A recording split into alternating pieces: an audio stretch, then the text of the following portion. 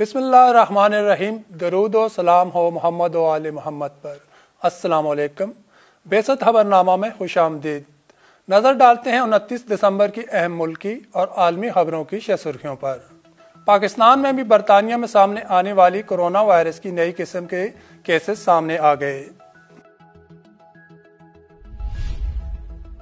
Iran में बनाई गई आलमी वबा कोरोना वायरस की वैक्सीन के ट्रायल्स शुरू कर दिए गए हैं।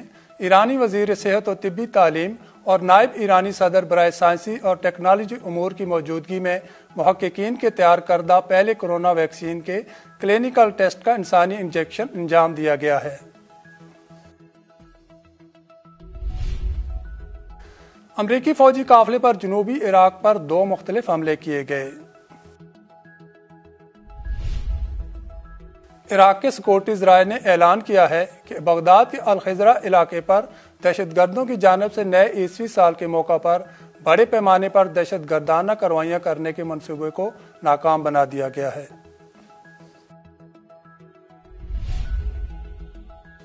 अमरीकी ऐवान नुमाइंदगान ने सदर ट्रंप का वीटो करदा दिफाई बिल दोबारा मंजूर कर लिया है। सेनेट से मंजूरी की सूरत में बिल ट्रंप के दस्तखत के बगैर कानून बन जाएगा। जहाद इस्लामी फ़लस्तीन के अस्करी विंग सराय अल कुद्स के तर्जुमान ने आज ऐलान किया है कि फ़लस्तीनी मज़ाहमती ग्रोहों की पहली मुश्तरका मशकों का आगाज कर दिया गया है। बांग्लादेश ने रोहिंग्या पनाहगज़ीनों के एक दूसरे ग्रुप को खलीज बंगाल में वाक़या बाशन 4 नामी मुतनाज़ा जजीरे पर मुंतकिल करने का अमल शुरू कर दिया है।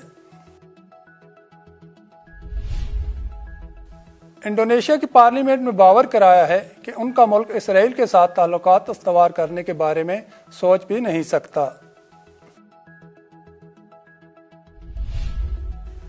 भारत के मारूफ समाजी कारकुन अन्ना हजारे ने मोदी सरकार के खिलाफ सरापा एहतजाज किसानों के मतलबात के हक में भूख हड़ताल की धमकी दे दी है। इराक के हसाइब अहलुल हक मूवमेंट के सेक्रेटरी जनरल कैस अल-खैज़ अली ने कहा है कि कासिम सुलेमानी और अबू मेहदी अल मुहद्दिस को शहीद करने में एक बरतानवी कंपनी का भी हाथ है। जनरल सुलेमानी की शहादत की बरसी के मौका पर ईरानी वजारत खारजा ने अपने ट्विटर पेज पर लिखा है कि अमेरिका ने कासिम सुलेमानी को बुज़दिलाना तरीके से कत्ल करके एक बहुत बड़ी गलती की है। इराकी पार्लियामेंट में अमरीकी फौज का बेदखल करने की तहरीक मशरक़ वस्ता से अमरीका की मौजूदगी के खात्मे का आगाज है।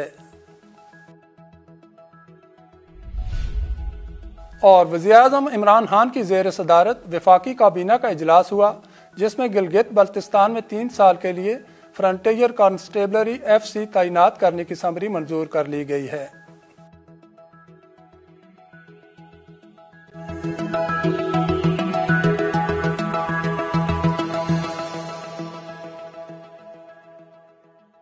और अब खबरें तफसील के साथ। पाकिस्तान में भी बरतानिया में सामने आने वाली कोरोना वायरस की नई किस्म के केसेस सामने आ गए। पाकिस्तान में कोरोना वायरस की नई किस्म के केसेस कराची में रिपोर्ट हुए हैं, जिसकी तस्दीक महकमा सेहत सिंध की जानिब से की गई है। सूबाई महकमा सेहत का कहना है कि बरतानिया से वापस आने वाले 12 अफराद के कोरोना टेस्ट किए गए थे, जिनमें से 6 में कोरोना वायरस की तस्दीक हुई और इन 6 में से 3 अफराद में कोरोना की नई किस्म पाई गई है। महकमा सेहत के मुताबिक जिन अफराद में नए वायरस की तस्दीक हुई है, उनके मजीद टेस्ट भी किए जा रहे हैं, जबकि मुतासरा अफराद से राब्ते में आने वाले तमाम अफराद के टेस्ट किए जाएंगे। महकमा सेहत ने तस्दीक की है कि इन तमाम मुतासरा अफराद का ताल्लुक कराची से है और वो निजी अस्पताल में ज़ेर इलाज हैं। तर्जमान महकमा सेहत के मुताबिक बाकी जिन 3 अफराद में वायरस की तस्दीक हुई वो कोरोना की पुरानी किस्म है। ईरान में बनाई गई आलमी वबा कोरोना वायरस की वैक्सीन के ट्रायल्स शुरू कर दिए गए हैं। ईरानी वजीर सेहत और तिब्बी तालीम और नायब ईरानी सदर बराए साइंसी और टेक्नोलॉजी उमूर की मौजूदगी में मुहक्किकीन के तैयार करदा पहले कोरोना वैक्सीन के क्लिनिकल टेस्ट का इंसानी इंजेक्शन अंजाम दिया गया है। ईरान के सरकारी नशरियाती इदारे के मुताबिक आज बरोज़ मंगल वजीर सेहत की मौजूदगी में कोविरान बारिकात नामी वैक्सीन 3 अफराद को लगाई गई। रिपोर्ट के मुताबिक पहला इंजेक्शन कामयाब था और इसमें अभी तक सदमे और बुखार जैसी अलामात नहीं थीं। इसके अलावा आजमाइश के पहले मरहले में मजीद 56 अफराद को ये दवाई दी जाएगी, جس کے نتائج کا اعلان 1 ماہ میں کیا جائے گا۔ تہران حکومت نے ویکسین خریدنے کے لیے $245 ملین مختص کر رکھے ہیں۔ امریکی فوجی قافلے پر جنوبی عراق پر 2 مختلف حملے کیے گئے۔ عراقی ذرائع نے آج منگل کو اطلاع دی ہے کہ عراق کے جنوبی صوبوں میں 2 امریکی قافلوں کو نشانہ بنایا گیا ہے۔ رپورٹ کے مطابق عراق کے جنوبی صوبہ دیوانیہ میں ایک قافلے کو نشانہ بنایا گیا۔ یہ قافلہ بین الاقوامی اتحاد سے وابستہ تھا اور اسے دیوانیہ انٹرنیشنل روڈ پر نشانہ بنایا گیا۔ اس قافلے کے راستے میں ایک بم پھٹا اور ایک گاڑی کو نقصان پہنچا۔ یہ رپورٹ ایسے وقت سامنے آئی ہے جب گزشتہ جمعہ کو ذرائع نے اطلاع دی تھی کہ 4 امریکی قافلوں کو نشانہ بنایا گیا ہے۔ عراقی ذرائع کے مطابق بابل، المسنا، دیوانیہ اور زیکار صوبوں میں ان کاروانوں کو رواں مہینے نشانہ بنایا گیا۔ عراق کے سیکورٹی ذرائع نے اعلان کیا ہے کہ بغداد کے الخضرہ علاقے پر دہشت گردوں کی جانب سے نئے عیسوی سال کے موقع پر بڑے پیمانے پر دہشت گردانہ کارروائیاں کرنے کے منصوبے کو ناکام بنا دیا گیا ہے۔ رپورٹ کے مطابق عراق کے سیکورٹی ذرائع کا کہنا ہے کہ سیکورٹی فورسز نے بڑی مقدار میں ایسے راکٹوں کا پتہ لگایا ہے جن کے ذریعے دہشت گردوں نے نئے عیسوی سال کے موقع پر بغداد کے الخضرہ علاقے کو نشانہ بنانے کا منصوبہ بنایا تھا۔ ایک دہشت گرد گروہ نے گراڈ نامی ان راکٹوں کو مشرقی بغداد کے علاقے المعامل منتقل کیا ہے تاکہ ان سے بغداد کے الخضرہ علاقے کو نشانہ بنائیں۔ سیکورٹی ذرائع کا کہنا ہے کہ سیکورٹی فورسز کو ہائی الرٹ کر دیا گیا ہے تاکہ ممکنہ طور پر وہ ہر قسم کی مشکوک حرکتوں پر نظر رکھیں۔ امریکی ایوان نمائندگان نے صدر ٹرمپ کا ویٹو کردہ دفاعی بل دوبارہ منظور کر لیا ہے۔ سینٹ سے منظوری کی صورت میں بل ٹرمپ کے دستخط کے بغیر قانون بن جائے گا۔ بل منظور ہونے کی صورت میں امریکی فوج افغانستان میں رک سکے گی۔ بل ایوان نمائندگان میں 2/3 سے زائد اکثریت کے ساتھ منظور کر لیا گیا ہے۔ ٹرمپ کے 4 سالہ صدارتی دور میں ریپبلکن نے پہلی بار ڈیموکریٹس کا ساتھ دیا۔ بل سینٹ سے بھی 2/3 کی اکثریت سے منظور کیا گیا تو ٹرمپ کے دستخط کے بغیر قانون بن جائے گا۔ یہ امر قابل ذکر ہے کہ اس سے پہلے صدر ٹرمپ نے کورونا امدادی پیکج بل پر دستخط کرنے سے یہ کہہ کر انکار کر دیا تھا کہ لوگوں کو اس سے زیادہ امداد دینی چاہیے۔ تاہم امریکی سیاسی جماعتوں اور عوام کے دباؤ پر انہیں کورونا بل پر بھی دستخط کرنے پڑے تھے۔ بنگلہ دیش نے روہنگیا پناہ گزینوں کے ایک دوسرے گروپ کو خلیج بنگال میں واقع باشن 4 نامی متنازع جزیرے پر منتقل کرنے کا عمل شروع کر دیا ہے۔ اطلاعات کے مطابق کاکسس بازار سے ان پناہ گزینوں کو چٹاگانگ کی بندرگاہ پر پہنچایا گیا، جہاں سے ایک بحری جہاز کے ذریعے انہیں متنازع جزیرے تک منتقل کیا گیا۔ انسانی حقوق کے کارکنان کا کہنا ہے کہ بہت سے پناہ گزینوں کو وہاں منتقل ہونے کے لیے مجبور کیا جا رہا ہے، لیکن بنگلہ دیش کی حکومت کا دعویٰ ہے کہ صرف انہی پناہ گزینوں کو جزیرے پر منتقل کیا جا رہا ہے جو اپنی مرضی سے وہاں جانا چاہتے ہیں۔ قبل ازیں 4 دسمبر کو پہلی بار تقریباً 1600 روہنگیا پناہ گزینوں کو مذکورہ جزیرے پر منتقل کیا گیا تھا۔ انڈونیشیا کی پارلیمنٹ میں باور کرایا ہے کہ ان کا ملک اسرائیل کے ساتھ تعلقات استوار کرنے کے بارے میں سوچ بھی نہیں سکتا۔ انڈونیشی پارلیمنٹ کے بین الاقوامی تعاون کمیٹی کے سربراہ ڈاکٹر فضلی زون نے کہا کہ اسرائیل نے ان کے ملک پر تعلقات استوار کرنے کے لیے دباؤ ڈالا ہے۔ امریکہ نے اسرائیل سے تعلقات استوار کرنے کے عوض انڈونیشیا کو معیشت بہتر بنانے کے لیے $2 ارب کی بھی پیشکش کی ہے۔ انہوں نے مزید کہا کہ انڈونیشیا کیونکہ اسرائیل کے ساتھ تعلقات قائم کرے گا جبکہ دوسری طرف فلسطین کی صورتحال ابتر ہوتی جا رہی ہے۔ امریکہ کی اسرائیل کی اندھی طرفداری کے نتیجے میں فلسطینی قوم کے حقوق غصب کیے جا رہے ہیں۔ ان کا کہنا تھا کہ ڈونلڈ ٹرمپ نے کئی دوسرے مسلمان اور عرب ممالک کو بھی اسرائیل کے ساتھ تعلقات استوار کرنے پر مجبور کیا ہے۔ انڈونیشیا کی پارلیمنٹ کے رکن اور وزیر خارجہ نے حال ہی میں ایک بیان میں واضح کیا تھا کہ اسرائیل کے ساتھ تعلقات استوار کرنے کا فائدہ صرف اسرائیل کو ہوگا اور یہ صہیونی ریاست کی فلسطینی قوم پر فتح اور فلسطینی قوم کے حقوق کی نفی ہوگی۔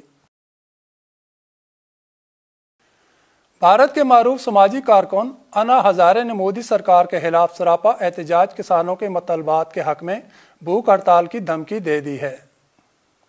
بھارتی میڈیا سے گفتگو کرتے ہوئے انا ہزارے کا کہنا تھا کہ وہ ظالمانہ زرعی قوانین کے خلاف گزشتہ 3 سالوں سے احتجاج کر رہے ہیں، لیکن حکومت نے ان مسائل کے حل کے لیے کچھ نہیں کیا۔ انا ہزارے کا کہنا تھا کہ حکومت صرف جھوٹے وعدے کر رہی ہے اور کسانوں کی فلاح کے لیے کوئی عملی اقدام نہیں کیا۔ میں نے گزشتہ سال 5 فروری 2019 کو وزیر زراعت کے کہنے پر بھوک ہڑتال ختم کی تھی اور حکومت نے مسائل کے حل کی تحریری یقین دہانی کرائی تھی۔ 83 سالہ بزرگ سماجی کارکن نے اعلان کیا ہے کہ اگر جنوری کے آخر تک ان کے مطالبات پورے نہ ہوئے تو وہ دوبارہ بھوک ہڑتال پر چلے جائیں گے اور یہ ان کا آخری احتجاج ہوگا۔ خیال رہے کہ بھارت میں گزشتہ ماہ سے کسان زرعی قوانین کے خلاف سراپا احتجاج ہیں اور بھارتی کسانوں کے حق میں دنیا بھر میں آوازیں اٹھ رہی ہیں۔ عراق کے اصحاب اہل الحق موومنٹ کے سیکرٹری جنرل قیس الخیز علی نے کہا ہے کہ قاسم سلیمانی اور ابو مہدی المہندس کو شہید کرنے میں ایک برطانوی کمپنی کا بھی ہاتھ ہے۔ رپورٹ کے مطابق قیس الخیز علی نے شہید قاسم سلیمانی اور ابو مہدی المہندس کو دہشت گردانہ حملے میں شہید کیے جانے کی تفصیلات بتاتے ہوئے کہا کہ بغداد ایئرپورٹ کی سیکورٹی کی ذمہ داری برطانوی کمپنی G4S کی تھی اور عالم اسلام کی ان دو عظیم کمانڈروں کی شہادت میں اس کمپنی نے اہم کردار ادا کیا۔ یاد رہے کہ رواں برس 3 جنوری کو امریکی دہشت گردوں نے ڈونلڈ ٹرمپ کے براہ راست حکم سے ایران کی قدس بریگیڈ کے کمانڈر جنرل قاسم سلیمانی کو ان کے ساتھیوں کے ہمراہ فضائی حملے کر کے شہید کر دیا تھا۔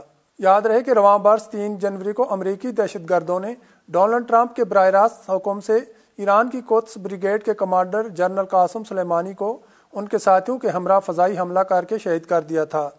شہید قاسم سلیمانی عراق کی باضابطہ دعوت پر بغداد پہنچے تھے اور وہ حکومت عراق کے مہمان تھے۔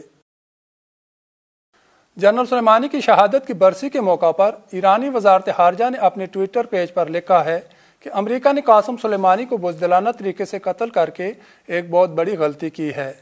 عراقی پارلیمنٹ میں امریکی فوج کا بے دخل کرنے کی تحریک مشرق وسطی سے امریکہ کی موجودگی کے خاتمے کا آغاز ہے۔ ایرانی وزارت خارجہ نے اپنے ٹویٹر اکاؤنٹ پر بیان دیتے ہوئے کہا ہے کہ امریکہ نے جنرل سلیمانی کو بزدلانہ قتل کر کے ایک بہت بڑی غلطی کی ہے۔ بیان میں مزید کہا گیا کہ عراقی پارلیمنٹ کے اراکین پارلیمنٹ کا امریکی فوجیوں کو اس ملک سے بے دخل کرنے کا فیصلہ ہمارے خطے میں اس بڑی موجودگی کے خاتمے کا آغاز ہے۔ اس وزارت نے مزید کہا کہ ہمارا خطہ غیر حکمرانی والی امریکی حکومت کی مداخلت سے کافی نقصان اٹھا چکا ہے۔ شہید جنرل قاسم سلیمانی 3 جنوری 2020 کو امریکی ڈرون طیاروں کے ذریعے شہید ہو گئے تھے جب وہ عراقی رضاکار فورس حشد الشعبی کے رہنما ابو مہدی المہندس اور ان کے ساتھیوں کے ہمراہ بغداد ایئرپورٹ پہنچے۔ بعد ازاں امریکی صدر نے اعلان کیا کہ انہوں نے خود ہی اس حملے کا حکم دیا تھا۔